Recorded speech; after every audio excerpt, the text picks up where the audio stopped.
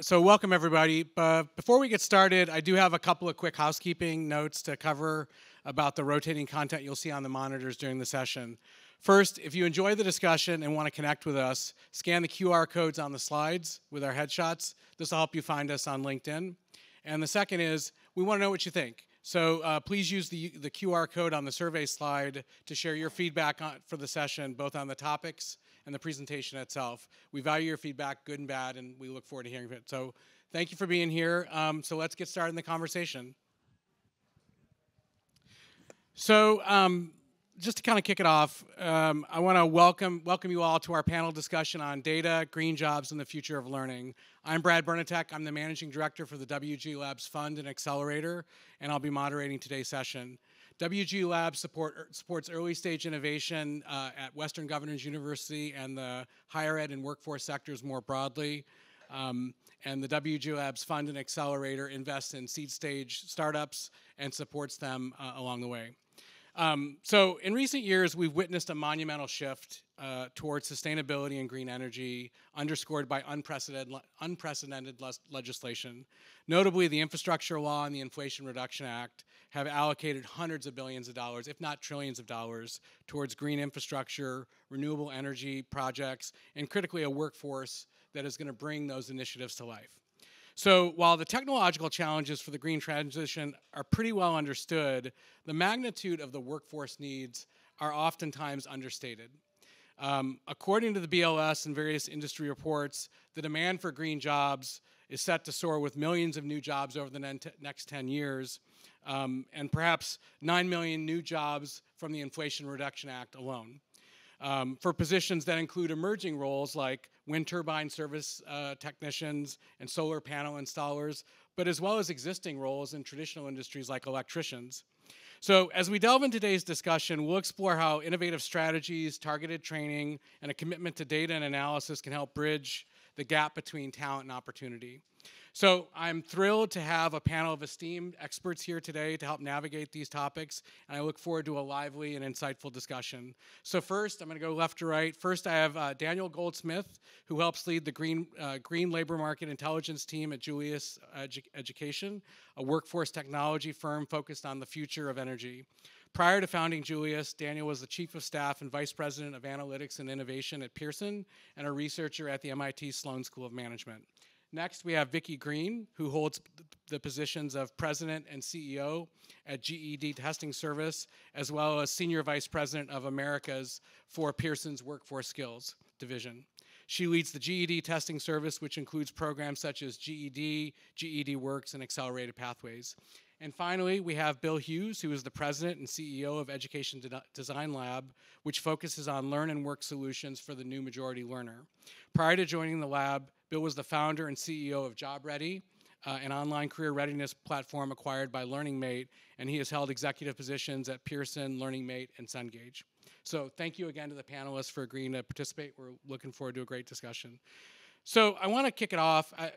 Generally, what we're going to try to do is set the context, what we're talking about here, discuss how we're going to meet the need, think about what potential solutions will look like, and then finally talk about the challenges. So first, let's start with setting the context. I talked about these millions of new jobs over the next decade. I'd like to start by talking about what types of jobs that we're talking about. What kind of jobs, what sectors are we talking about, what roles, what skill levels. And Daniel, I'd like if you could kick us off and just give us a sense of what you're seeing as you work with energy leaders around the country in terms of what types of roles they're trying to fill. Yeah, thanks, Brad, and thank you for having us. Thrilled to be joined by my friends and partners up here. But maybe three observations on green jobs. One entry point I like to suggest is that while definitionally green jobs can be tricky, I think it's very clear that the built environment everywhere is changing all around us, and we're going to need millions of people to accommodate that change in the built environment. So those changes are going to span how we generate electricity, how we distribute it, how we use it, and so it's going to touch pretty much every sector in the economy. The second thing I like to organize around is skills that are going to be helpful in this energy transition. There's going to be a rise of the power of understanding electrification, for example, as a skill in itself. That's going to get expressed in solar and wind, things that we kind of understand today as core green jobs. But it's going to help us with electric vehicle service infrastructure. It's really going to span the entire range of kind of energy roles. So that's a second thing, is this skill going to be helpful in the future of decarbonization or in the energy transition? And maybe the third thing from having worked deeply in the labor market is that it is very confusing what these jobs are. A single job today, a key job today in urban environments, for example, is in green buildings, so helping reduce the impact of buildings. In Boston, where I'm based, it's 40% of emissions come from buildings. Building inspector is a critical job in driving improvements in performance. That job, from analyzing hundreds of thousands of job postings, can often have 60 titles or more. It can have up to 8 certifications that are listed as required or semi-required or nice to have by employers. It can have thousands of different skill expressions across hundreds of employers. So all of this makes it very complicated for the federal government, for example, to understand, are we building the workforce? But more importantly, it's harder for Vicki's GED learners to understand and navigate and participate in that opportunity, or for Bill's academic partners to build high-performing programs. So one, built environment's changing. 2, green skills are becoming more valuable everywhere. And 3, we need to get a little bit more precise about what's going on out there. Thanks, Daniel. Vicki or Bill, is there anything you'd add about the types of roles we're talking about here before we talk about where we're going to meet the need? I think I'll add one comment, because I think what you said was right, Daniel. But for me, it's about the roles. I think if you ask 20 people in this room what are green energy jobs, there'd be 20 different answers. And so for me, it's exactly what Daniel is saying, is that I don't even understand what green energy jobs are. I don't understand what the skills are needed. I don't understand the background of it. And so I think we have an opportunity right now, is with 9 million jobs being created, is to start educating the market on what green energy jobs are. What do they look like? What are the skills that you need? And then who can fill those roles? So for me, the challenge is just getting more communication out there and more understanding of what is it? What is the role? And then where is it going? Yeah, absolutely. And thanks, Brad, for having us, and thank you for inviting me to join you, Daniel. Really important work here. It's exciting, but daunting. I've been thinking about, what are the jobs that are hard to fill, and there are lots of them, but there are a few different categories. One are jobs with credential barriers. So, and we typically know the credential barriers in areas like healthcare or allied health and so forth. But underneath the covers in green, there's a bunch of jobs that, at least right now, they're perceived as for having certain types of requirements. The fact that it's emerging tech means it's moving very fast, and people don't really know what to expect next. Third, it's often place-based, so there's opportunities for regional misalignment between what the job need is and how well or effectively the workforce has been trained, or the infrastructure for a workforce to access jobs. And then the other thing is they're just bad jobs, jobs that aren't well designed. So it makes it, all of those things make it hard when you think about, filling these jobs as well. So. That's great. Thanks, Bill. I mean, I think that's something you said about the place-based component. I think as we've been, so I should have probably said Julius Education is one of the portfolio companies at WG Labs, and we've been working together on a variety of things. And one thing that's really stood out to me is if you went 5 or 10 years ago and you're talking about the early adopters who were on the front end of the green transition, you could in some ways just import talent. Like, I need to build a wind farm. I can and I'm in Colorado. I need to build a wind farm. I can contract with somebody in California. But now this is all happening everywhere. all this money is flowing down all over the country, and so you really can't import talent the way you could 5 or 10 years ago. So, I mean, meeting the need is going to be a real challenge, and the question is sort of where are these learners and workers going to come from? And so, Bill, I wanted to start with you. Your organization focuses on what you call the new majority learner. How critical do you think these learners are going to be to filling the needs that we've discussed? Well, given that they represent 2/3 of adults that are working age, I think they're pretty critical. And I think we have gotten used to underinvesting in talent. I sort of think about two different models, and coming back to the new majority learner in this context. One model was Morgan Stanley. When IT first came out and banks were using IT, there were no IT professionals. So it was a guy who was in the late 80s who actually grabbed students from liberal arts schools like Wellesley and Harvard and all these kind of elite schools, just smart kids with a lot of MIPS and a lot of brain power, a lot of desire, and they had good communication skills to talk with executives. And he sort of built a class of what we now know as business systems analysts to bridge the gap. But you can't do that with everybody. You can only do it, say, with a certain set of people. Another version is the Army. The Army doesn't say, well, you're not the top 10%, so we don't need you. They have a clear sense of how do we put everyone to work. And I think, when we think about the new majority learner, part of it has to come with a mindset and attitude that, these are our fellow citizens and we're living with them, however we treat them. So let's try to figure out how to bring them into the economy in the most robust, compelling way for them and for society. And they're a very, they're marginalized talent. The big reason why they're marginalized is because they don't have a degree that speaks for what they can do. And despite our best efforts with college completion, there's a persistent, 2/3 there. They range from, say, First Nations people, Navajo Nation, as an example, 50% unemployment in that. So there's talent there. There's also talent in Black and Brown communities that's untapped. There's talent in justice-impacted communities.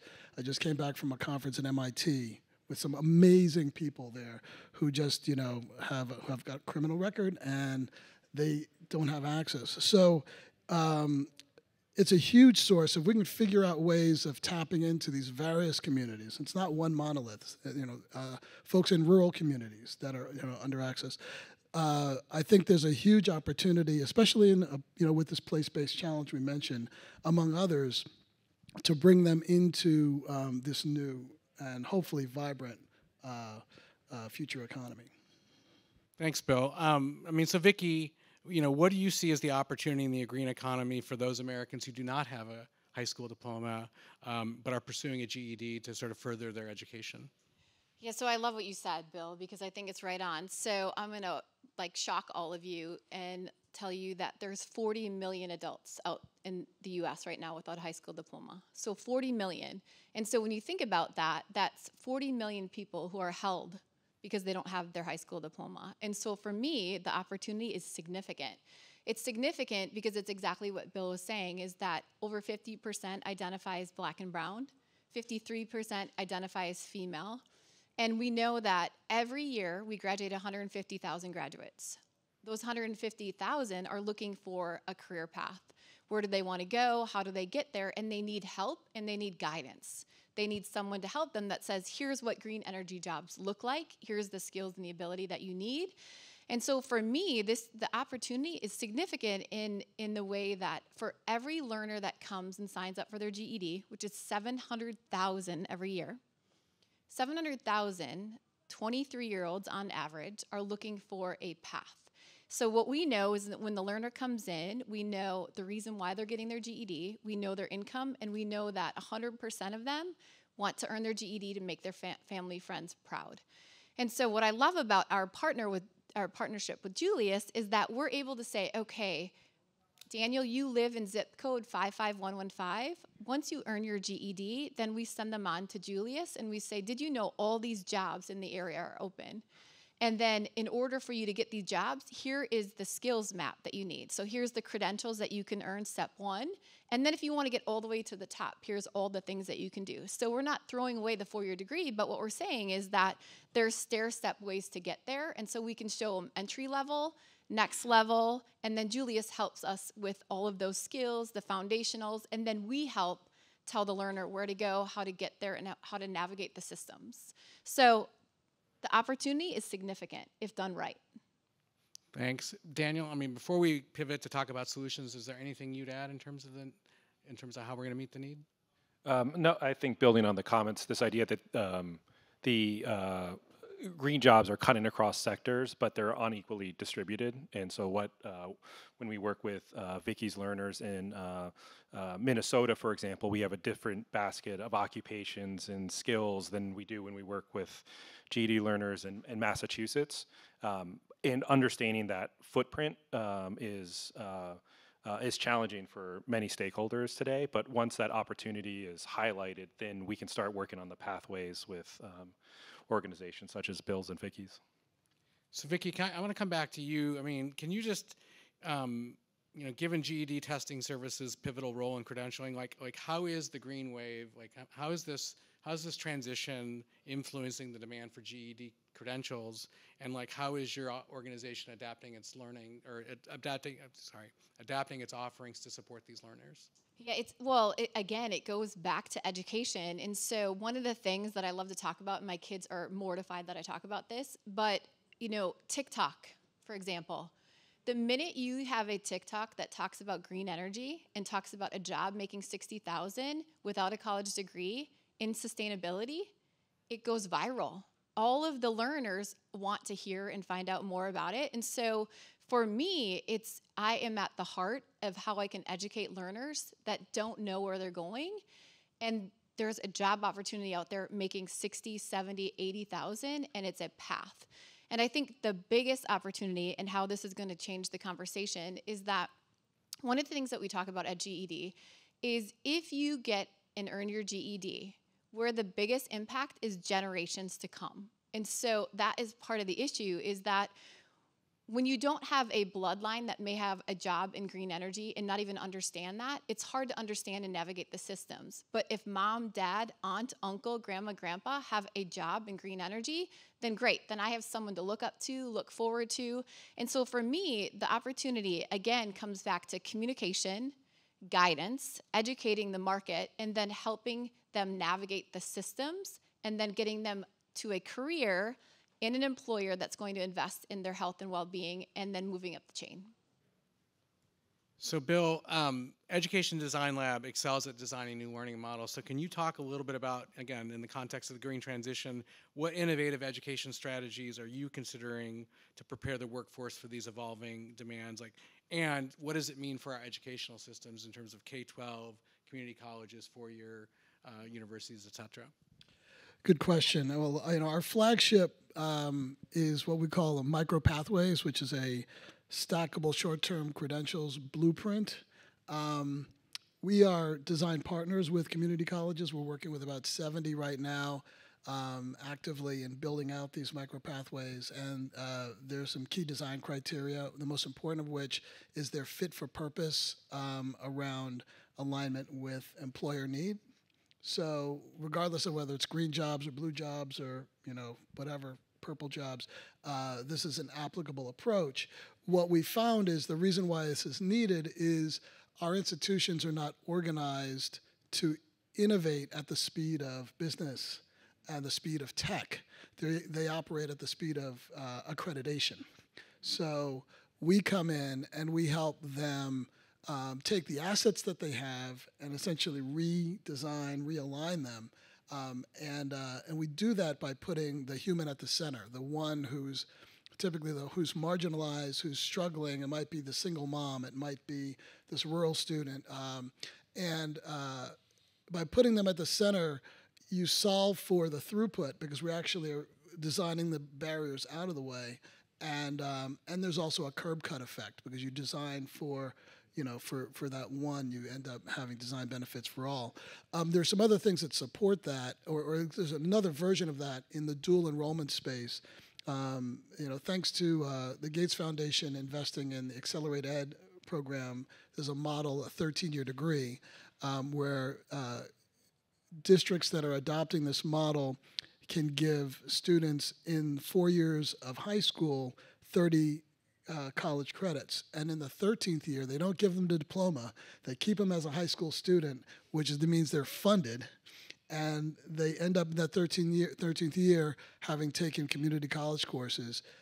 So that gives them 60 credits, enough for an associate's degree. Plus, embedded in there is at least one job-aligned credential. So they graduate job-ready with a degree and no debt.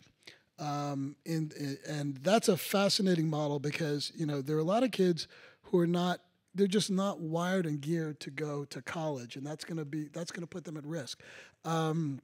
There's Ryan Craig was in here just the last session. He was talking about apprenticeships.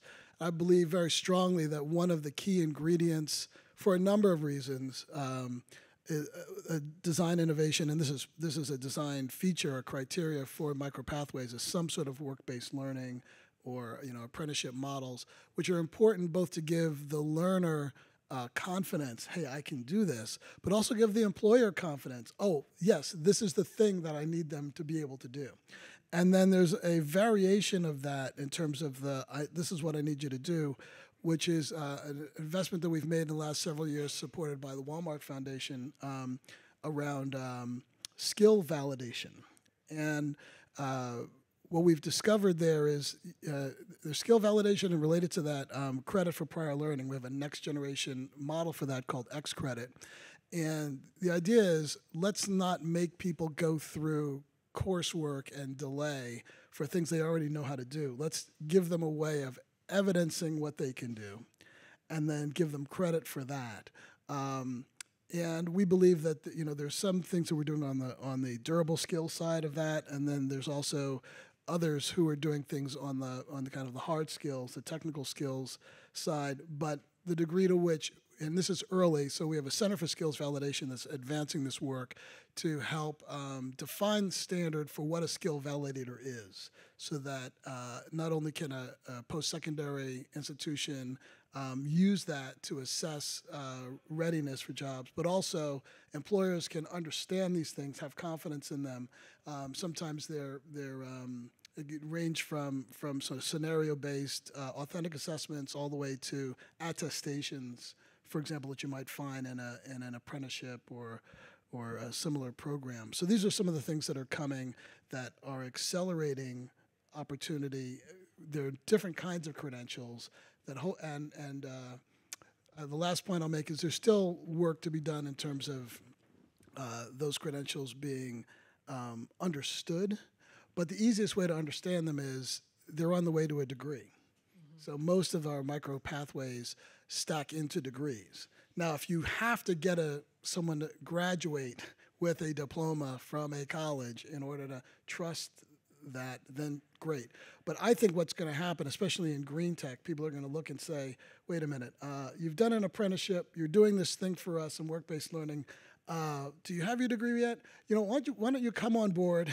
We'll pay you. You can stay, cash flow positive, and then you go back, over time and stack some more learning, and eventually you'll get your degree. And maybe we'll even give you a salary increase at that point, but not making that degree the gate to any type of economic, benefit. Yeah, Thanks, Bill. Oh, did you want to say something? No, I agree. Yeah, it's great.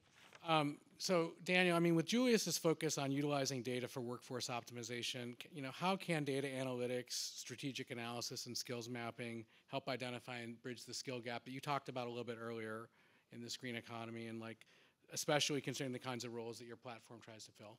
Yeah, thanks, Brad. I apologize. I'm going to have to talk more about artificial intelligence if you haven't reached peak AI today. But maybe starting with a story. I don't know if you've ever seen labor market data on green jobs. One of the things people point to is that wind turbine technicians are growing some astronomical rate, like 6,000%. We had been working with the Department of Energy and the National Renewable Energy Lab to actually figure out the growth rates for specific occupations. And one of the things we found out is that employers love calling jobs wind turbine technicians. It turns out that those jobs just happen to be in manufacturing, in installation, and not in maintenance, which is what we thought those jobs were. And this happens everywhere. And so what we've been doing is building language models that ingest job postings, but condition the models only on energy language. So for example, we can get into BLS SOC codes and all the minutiae of it, but the industry, when we work with the offshore wind industry, they recognize probably around 150 jobs. Today we have data on probably 5 of those, and we're not even clear that data lines up to what employers really think those jobs are. And so it's only by creating this kind of novel bottom-up insight that are we able to answer and take advantage of some of the opportunities that Bill and Vicki have led out with. Maybe the other story I would like to tell, one of Vicki's board members, Kelly Blair Hart, is actually also a GED educator and got a GED herself. And so we were fortunate enough to sit in on our classrooms, and we would ask kind of a simple poll, which is, are you interested in green jobs? And generally about 90% of learners would say yes. They would say, do you know what that means? And 5% would say they understood. And so the second part of that mission is then how do we get that data in the hands of learners who are then empowered to partake in these pathways and build a bridge from a GED into a career or build into an academic kind of micro pathway.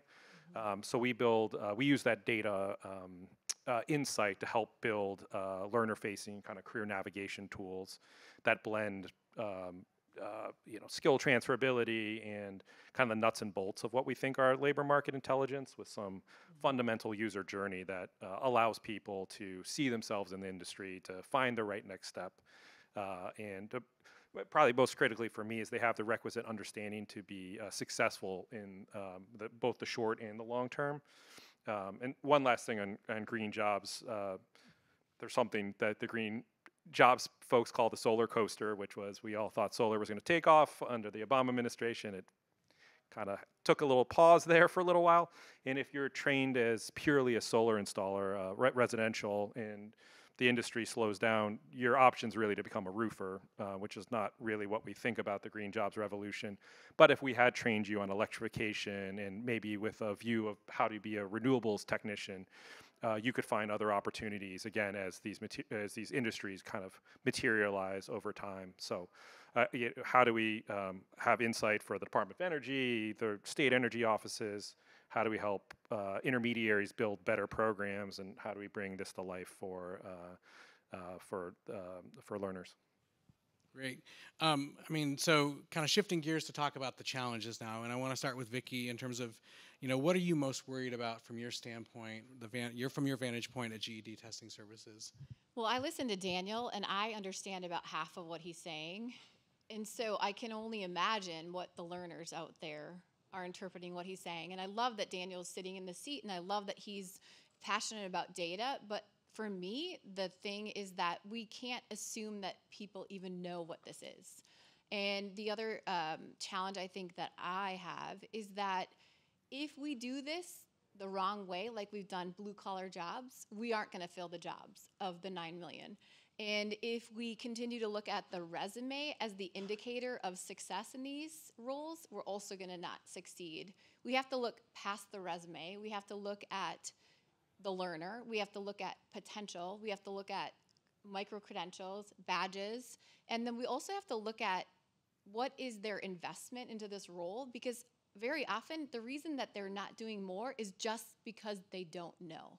And so again, I think my challenge is that we just have to educate, we can't assume, and then we have to do more about looking at who fills the role. Great. Bill, you talked a lot about learning models just a moment ago, but what are the main obstacles you are seeing in terms of what it's going to take to scale those models to meet this need? Yeah, there are a bunch. I think I was just in a meeting today where we were talking about one of them. I have a few, but onboarding people from diverse communities into these jobs. So employers really are, especially in this country, really are not organized well, maybe other than the largest ones, to absorb talent that's not kind of ready-made for the job that they've placed. So that creates this need for what I'll call talent intermediary, which is why I like kind of the apprenticeship as a version of talent intermediary. I also like community colleges as a kind of a talent partner, and I think the future, if there are any community college presidents here or administrators, that is the future, I believe, if you can figure that out. And we're going to try to help them do that. But there needs, each of these communities has kind of an onboarding challenge. And I'm reminded of a story of this person who was trying to get into the wind industry in Fall River, Massachusetts. And electrification was a big thing. So the IBEW union was a big part of what was going on. And the people in the IBEW he went to high school with. And these were the white guys who wouldn't let him sit at the same lunch table as he sat at. So that's, how do you say, oh, you know what, I'm going to take a risk and I'm going to jump into this field when I may not belong. So there's a skilling aspect of, the laddering people in, but there's also just a belonging issue. How do we embrace and welcome new types of people into the sector? And, if that's not seen as clear all the way through, that's going to be a challenge. Another one I mentioned, the credential barrier. People have to, and employers really have to think, and maybe even states and regulators have to think about, why do they have the barriers that they have? So Colorado's an example of a place where we're working with the state now who kind of woke up to this in behavioral health, where they have a huge gap in talent.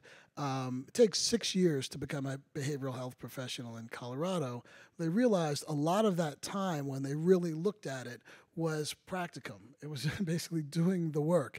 So they decided to flip the whole model, compress the learning piece into a 1 year or less credential program, non-degree credential program, get people into the job market, and they could stack their way forward into the sector. So, if people are not thinking about these things and really work redesign, and I think Green Jobs is a perfect place to do it because, a lot of those jobs and the way that they're structured really don't exist. But you need to have enough foresight to see this as a strategic advantage for you and how you engage talent. And I think there's another kind of macro level one, which is at the ecosystem level, we've got to do a better job of connecting across. And I was just at a conference, the National Association of Workforce Boards, which was a fascinating conference. But their mindset of what the problems are and what the solutions were are totally different than what we're hearing, here. And education and the kind of the workforce sides just are like two sides of a mirror. And I think, there's got to be some way of bridging those. So we're working on all those different things. One of the examples of that is that we've developed a skill simulation. It's a tabletop exercise to bring a whole bunch of different stakeholders around a table with, including new majority learners sitting at the table, in these roles, and getting them into jobs. And they begin to realize how dysfunctional the relationships are, and start to think about, okay, how can we actually overcome some of those issues? So I'm excited about where we can go, but there's definitely, some tough sledding ahead.